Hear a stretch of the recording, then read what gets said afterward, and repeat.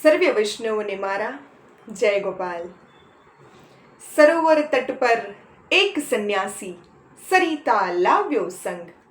સરોવર તટ પર એક સંન્યાસી સરિતા લાવ્યો સંગ. મદ ઉતાર્યો મહાપ્રભુજીએ, મદ ઉતાર્યો મહાપ્રભુજીએ, જીત લેવો હે જંગ. પ્રભુ શ્રી ગોપેન્દ્રલાલજીના ઘણા બધા અનીન અને અટંકા સેવકો થઈ ગયા અને પ્રભુ શ્રી ગોપેન્દ્રલાલજીએ ઘણા બધા જીવોને શરણદાન આપીને જીવોનો ઉદ્ધાર કર્યો, જીવોનું કલ્યાણ કર્યું. એવા જ એક વૈષ્ણવની વાત કરવી છે.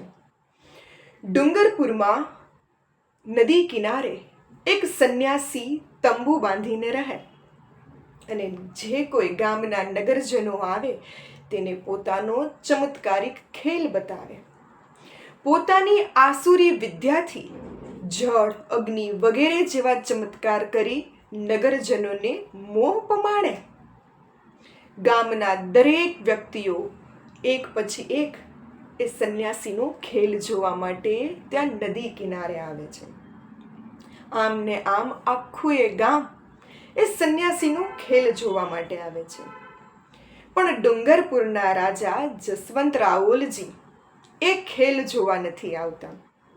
એટલે સંન્યાસી એક વૈષ્ણવને પૂછે છે કે આખું એ ગામ મારો ખેલ જોવા માટે આવે છે, મારી ચમત્કારિક વિદ્યાઓથી પ્રસન્ન થાય છે, પણ હજી સુધી આ ગામના રાજા કેમ નથી મારો ખેલ જોવા માટે આવતા? ત્યારે વ્યક્તિ જવાબ આપે છે કે રાજા જસવંતરાઓલજી તો શ્રી ગોપેન્દ્રલાલજીના સેવક છે. એમને તો શ્રી ગોપેન્દ્રલાલજીનું નામ નિવેદન છે. એ તો બસ એમની સેવા કરે છે, બીજે ક્યાંય જતા નથી, કોઈને શીશ નમાવતા નથી. એને તો એના ઠાકોરજી પ્રત્યે જ ભરોસો છે, માટે એ તમારો ખેલ જોવા માટે નહીં આવે. અને અત્યારે તો રાજા જસવંતરાઓલજીના ઠાકોરજી શ્રી ગોપેન્દ્રલાલજી એમના મહેલમાં જ બિરાજી રહ્યા છે.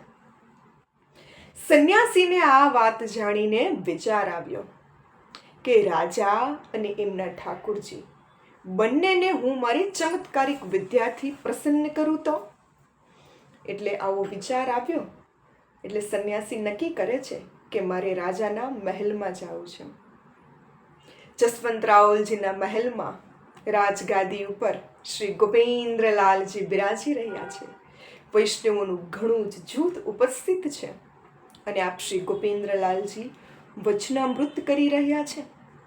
પુષ્ટિ માર્ગના અલગ અલગ સિદ્ધાંતોનું પ્રતિપાદન કરાવી રહ્યા છે, જ્ઞાન આપી રહ્યા છે, સમજાવી રહ્યા છે, શાસ્ત્ર જ્ઞાન આપી રહ્યા છે. અને જશવંતરાઓલજી શ્રી ઠાકોરજીની સેવા કરી રહ્યા છે, વીંઝણો કરી રહ્યા છે.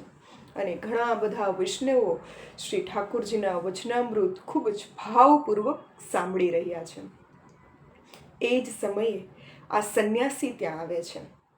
શ્રી ગોપેન્દ્રલાલજી તો વચનામૃત કરી રહ્યા હોય છે, માટે એ તો એમાં મગ્ન હોય છે. અને દરેક વૈષ્ણવ જૂથ પણ શ્રી ઠાકોરજીના વચનામૃતમાં જ મગ્ન હોય છે, માટે કોઈનું ધ્યાન પડતું નથી. વચનામૃત પૂરા થાય છે એટલે શ્રી ગોપેન્દ્રલાલજી કહે છે સંન્યાસીને જોઈને કે આવો બેસો. એટલે સંન્યાસી બેસે છે. થોડીક વાર થાય છે એટલે સંન્યાસીને અકળામણ થવા લાગે છે. પણ પ્રભુશ્રી તો મનની વાત જાણનારા, ઠાકોરજીને તો ખબર હતી કે આ સંન્યાસી તો પોતાનો ખેલ બતાવવા માટે આવ્યો છે. એટલે ઠાકોરજી સામેથી આજ્ઞા કરે છે સંન્યાસીને કે કંઈક ખેલ તો બતાવો. હવે જેવી શ્રી ગોપેન્દ્રલાલજી આજ્ઞા આપે છે, આ સંન્યાસી તો તરત ઊભા થઈ જાય છે અને વચ્ચે આવીને ઊભા રહી જાય છે.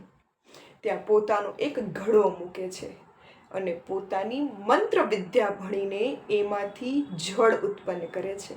અને એટલું અગાધ જળ ઉત્પન્ન થવા લાગ્યું કે એ સરિતા વહેવા લાગી. સરોવર તટ પર એક સંન્યાસી સરિતા લાવ્યો સંગ.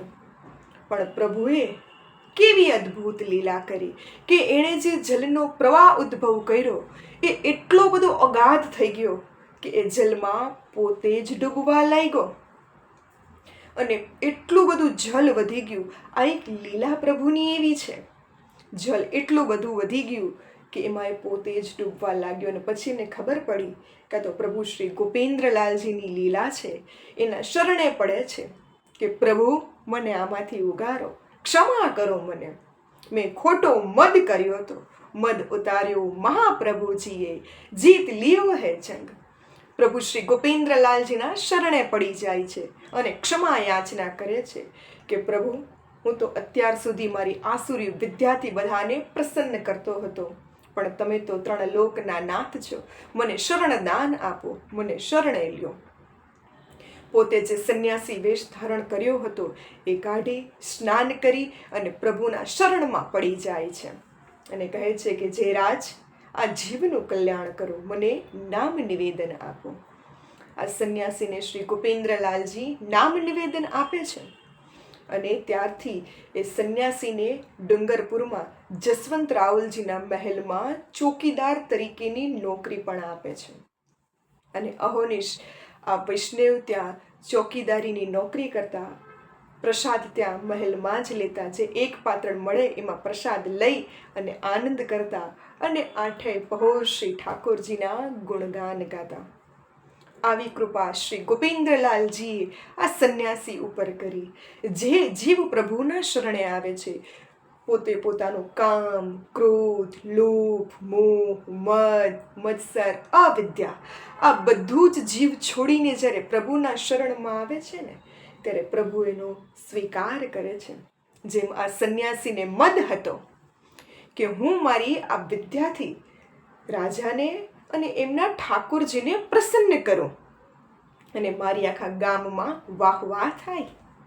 પણ ઠાકોરજીની કેવી અદ્ભુત લીલા કે જે જલ એણે પ્રગટ કર્યું હતું એ જલમાં એ પોતે જ તણાવા લાગ્યો. આવી શ્રી ગોપેન્દ્રલાલજીની અદ્ભુત લીલા છે. માટે જે જીવ શુદ્ધ ભાવથી પ્રભુના શરણે આવે છે, પ્રભુ એનો ચોક્કસપણે ઉદ્ધાર કરે છે. માટે હંમેશા હૃદય કમળમાં શુદ્ધ ભાવ રાખવો જોઈએ મારા વાલા. જય ગોપાલ.